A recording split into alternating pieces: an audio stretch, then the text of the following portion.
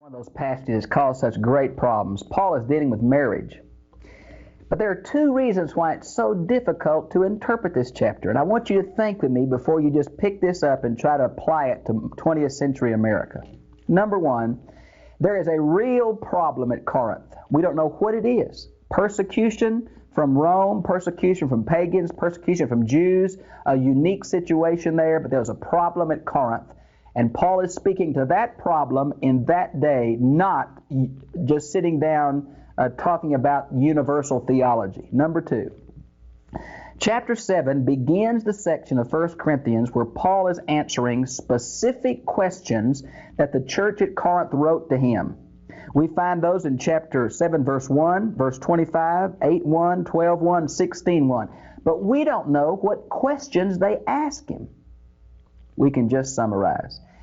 So we need to take into account the cultural situation at Corinth, the crisis situation at Corinth, and we're not certain what questions they ask. There was two kinds of problems here I've talked to you last week on. There was those who thought that if it feels good, do it. Their bumper sticker would have been that. And those who thought if it feels good, don't do it. Paul's trying to walk the tightrope theologically and practically between those two extremist groups in this church. Okay, let's begin then. Now I take up the matters about which you wrote me. There's that little phrase in Greek that I repeat so often. It may be a good thing for a man to remain unmarried. Now that may be a quote from this letter they wrote him. Paul may be saying there's an element of truth in what you say. You know, heresy is nothing more than one truth lifted up to the exclusion of all other truth. Why would Paul say it may be a good thing for a man to remain unmarried? Now it says literally not to touch a woman. What does that mean? Does that mean that marriage is a sin? That celibacy is a better thing than marriage? Well, I think for Paul said that celibacy is a state that if you can handle it because of God's spiritual gift, you'll get more accomplished for the kingdom of God. I think he's going to state that. But you can't read the whole Bible and get marriage is anything but God's will. You can't read Genesis 2, even in Paul, Ephesians 5, and many other beautiful passages. Marriage is not only is honorable, it's appropriate, it's God's gift, it's the norm. So be careful you don't read a disparaging comment on marriage in here because it's not meant to be. All right? But because of so much sexual immorality, every man should have a wife of his own. Now this seems like a just permission, but this is an imperative. This is a specific command, not that we should, we must. Every man should have a wife of his own. It's talking about the norm, okay? Now, and every woman a husband of her own. The husband must always give his wife what is due her. That's a present imperative. Now you see, in our day, this seems very negative. But in Paul's day, where there was such an overbalance on the part of men's rights, what men could do, Paul's going to bring a balance here, just like he does in Ephesians 5:22 through 6:9. He is speaking to a culture that's unbalanced, and he's bringing the underdog up to a place of rights and responsibility. Now, I think the universal principle that's going to be found throughout this chapter, and I'm going to give you the verses now before I get into it. Verse 8, verse 17, verse 20, verse 24, verse 40. Paul's going to say, stay as you are. That's what he's, in light of the current situation, it's not good to touch a woman. Not to get married is what he's saying.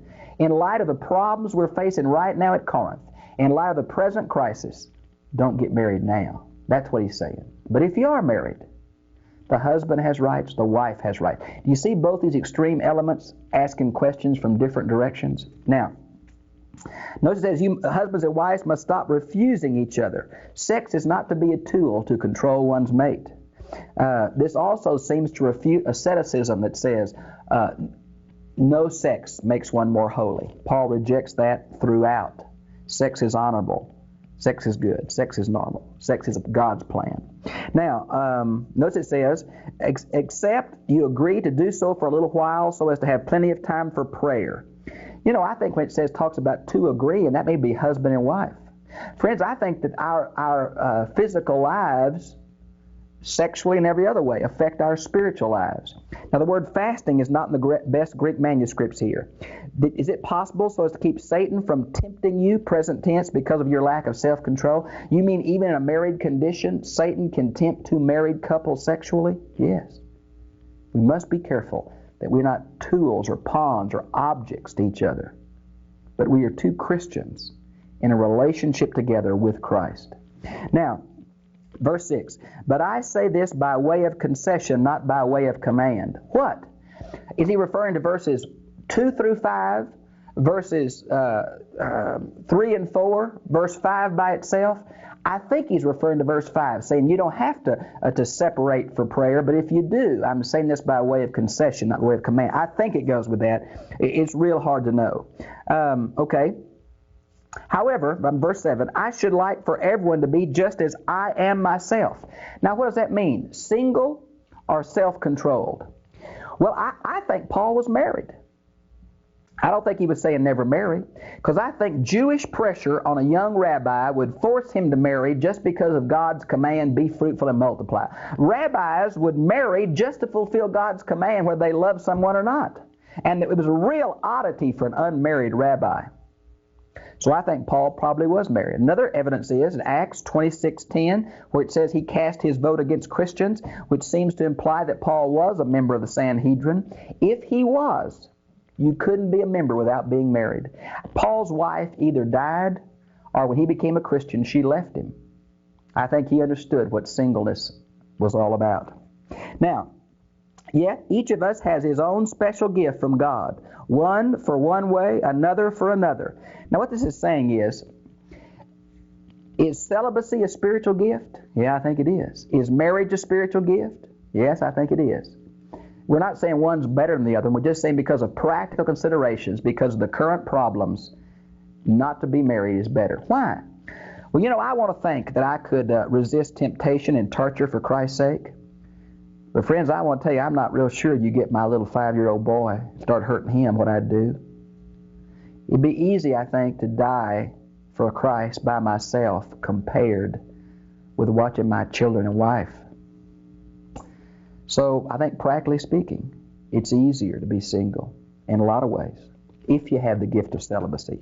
I'm going to deal with this special gift in chapter 12 through 14, which is the definitive passage in all the New Testament on spiritual gifts.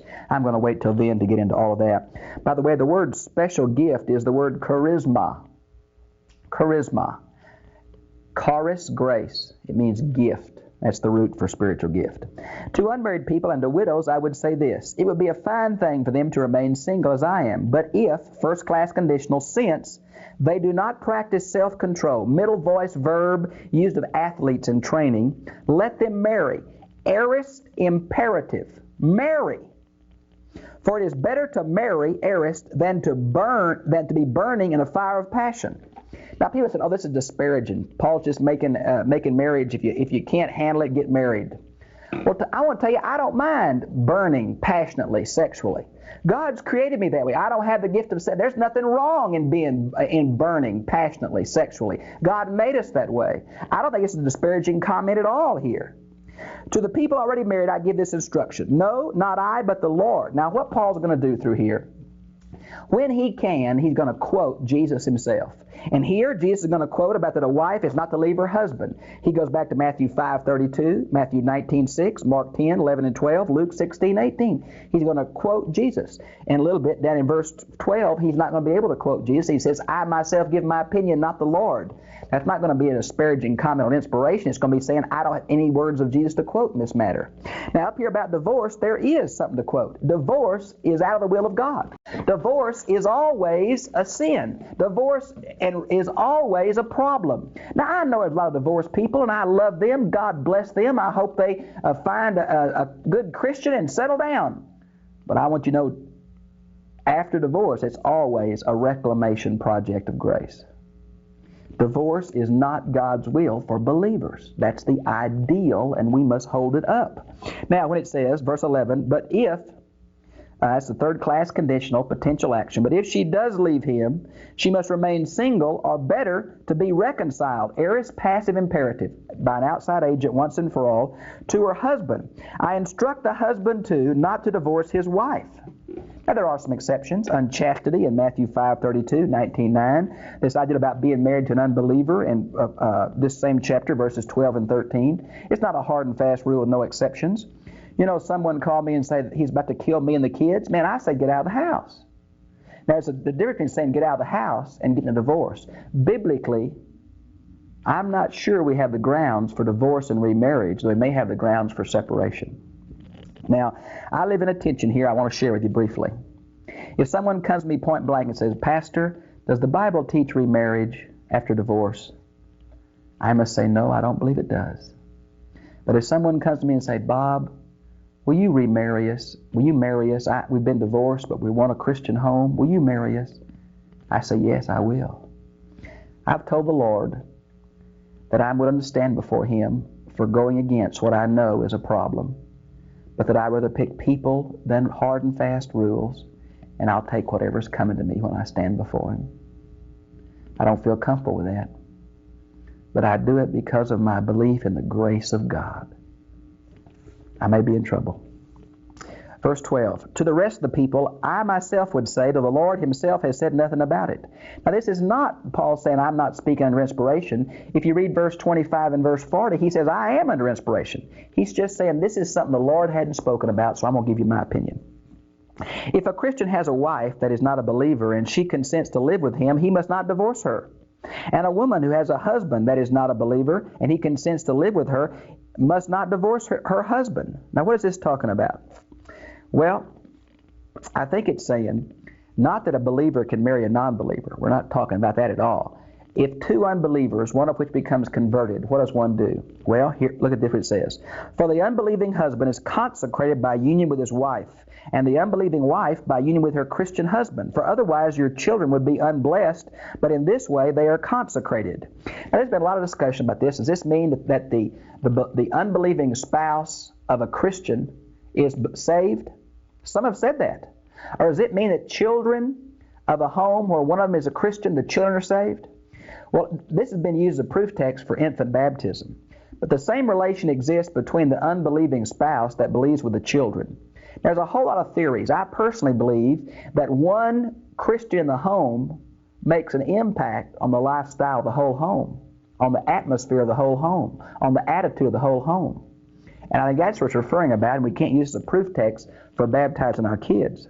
Now, but if the unbelieving consort actually leaves, he leaves himself or herself, let the separation stand. In such cases, the Christian husband or wife is not morally bound, perfect passive. This has been quoted as a proof text for remarriage. It's just saying you don't have to work on the relationship, you can let it terminate. That's what it's saying, I think. God has called us to live in peace. For how do you know, wife, whether you will save your husband, or how do you know, husband, whether you will save your wife? This has been interpreted radically different by Christians. Some say, quote 1 Peter 3, 1 through 12, and say, hang in there, you may be the one to win your unbelieving spouse. But the context seems to say, don't be in a bad situation just for the hope of evangelism when it may not happen. God's called us to peace in our homes, not continual fiction in unlove and abuse. So either side can be the way it is. I think it's, I don't know which it is. Now in verse 17, for everybody must continue to live or walk, literally, in the station which the Lord has assigned him. And there's the universal principle. 17, 20, 24, 26, 40, and alluded to in verse 8. Stay as you are. Stay as you are. Paul makes some exceptions through here, but the major thrust is stay as you are. Circumcision is an example. Slavery is an example. Marriage is an example. All examples of this universal principle. These are my orders to all the churches. Has a man been called after he was circumcised? He must not try to change it. Change it? How do you change being circumcised? Well, you know, this is a present middle imperative, by the way. Young Jewish boys who were circumcised could have a surgical operation performed on them where they would look like they weren't. We find a reference to it in 1 Maccabees 1:15. Paul says circumcision is not what matters. Look at verse 19. Being circumcised or not being circumcised has no value. see Romans 2:28-29, Galatians 5:6 and 6:15. Now, this is something God commanded in the Old Testament. Paul is laying the Old Testament ritual aside as not being the way to approach God. It's not whether you're Jew or Greek anymore. It's whether you know Christ. That's the real key, and that's what he's getting to. Now, notice where it says, but keeping God's command is important. Doesn't that sound prophetic? It's not ritual, it's attitude, it's obedience. That's what Paul's saying here. Everybody must remain in the station in which he was called. Present imperative, command, continual command. You were called while a slave. Stop letting that annoy you. Yet if you can win your fellowship, take advantage of such an opportunity. Win your freedom. Now, the Greek text here is very ambiguous. It literally says, rather use.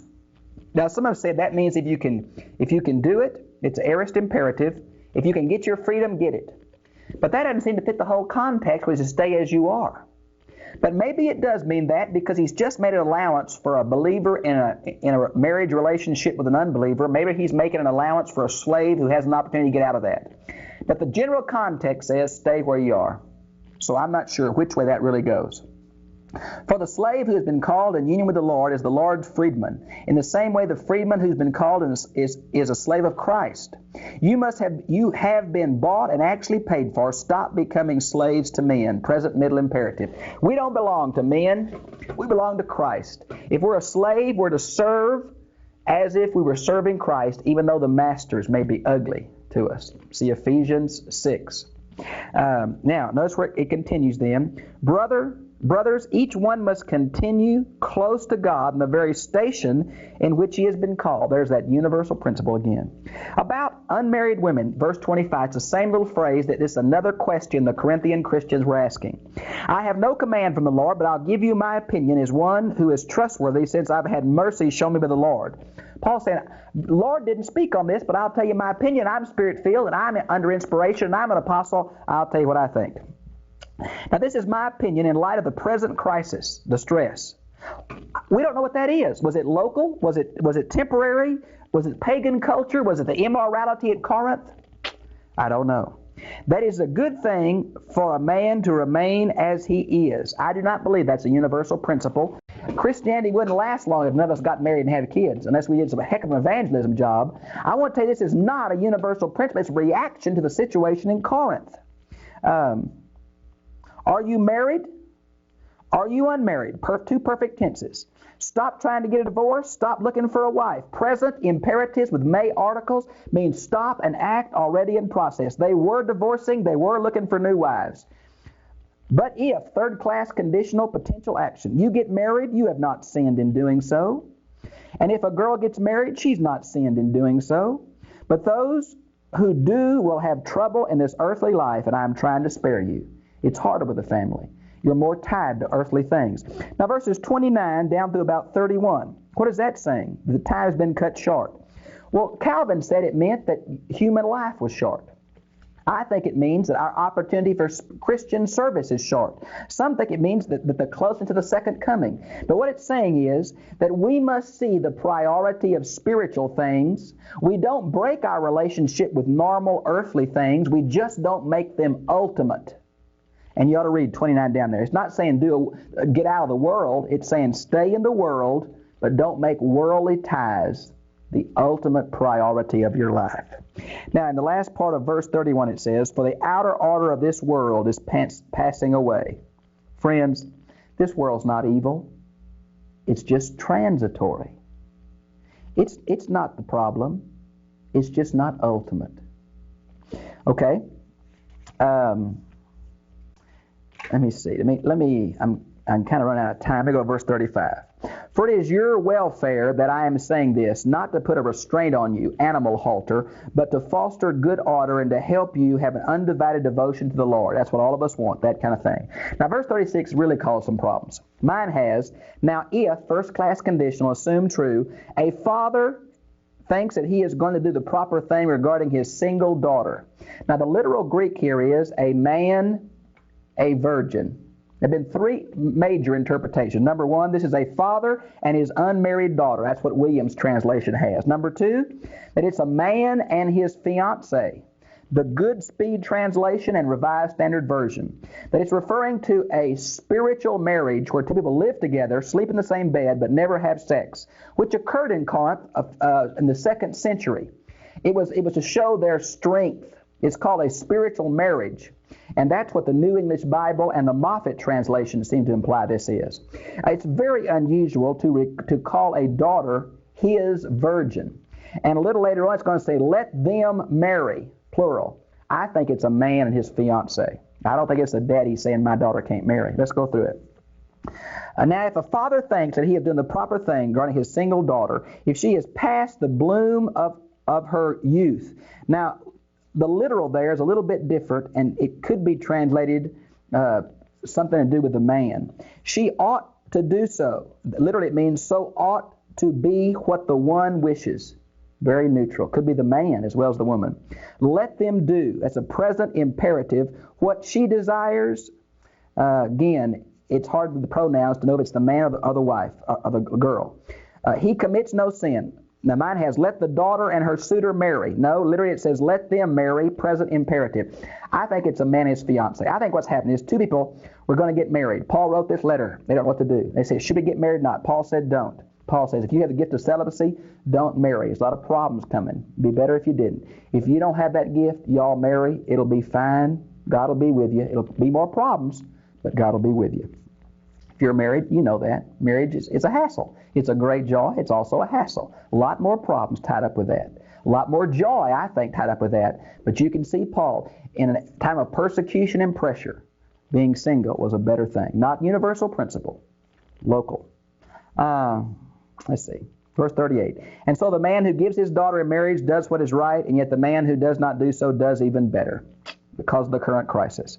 Verse 39. A wife is bound, perfect tense, to her husband as long as he lives. If husband dies, she is free to marry anyone she pleases. Here again, remarriage isn't a problem. Remarriage is fine in this situation. There's nothing sinful about remarriage at all. Except that he must be a Christian. Now, there's two possible interpretations. He must be a Christian goes along with 2 Corinthians 6:14. I think it's inappropriate for a growing Christian to marry anybody less than another growing Christian. But the Greek here can mean she must act as a Christian, which implies the same thing. But anyway. But in my opinion, she'll be happier if she remains as she is. Now, the widow's role in 1 Timothy was widows over 60 years old. Paul told the younger widows to remarry. Don't be these. I think widow's role and deaconesses are the same thing. Paul encourages young widows to remarry. Nothing wrong with that. Now, but I think, too, that I have God's Spirit. Now, here's the affirmation back from verse 12 and 25 that Paul is saying, look, I'm Spirit-filled. I'm Spirit-led. This is what I see. I'm an apostle. Take note. Well, I hope you'll go back and read chapter 7 as a unit and see how it deals with issues in its own day. Be careful not to apply this to our day until you've taken the time to find out what it meant to the people in Corinth in the first century and then take the universal truths and apply it to our day. I want to show you a book that's really been a help to me. This is on Paul's theology. I don't agree with all this man says, but it is so good. Paul, an outline of his theology by Herman Ritterboss. He's a German man. This is translated into English. It's extensively indexed. If you notice in the back, just page after page of indexed. Let me give you an idea here. Mark my books by a red dot. You may have another system, but mark this, take the index in the back and put it in your reference Bible by every verse this man speaks to. And I want to tell you, this guy will bless your heart. He has really brought Paul's theology together for me in a unique way. This is something, if you want a good gift for your pastor or someone who really loves the Bible, this is a good gift. I've enjoyed being with you. I hope to see you next time. God bless you.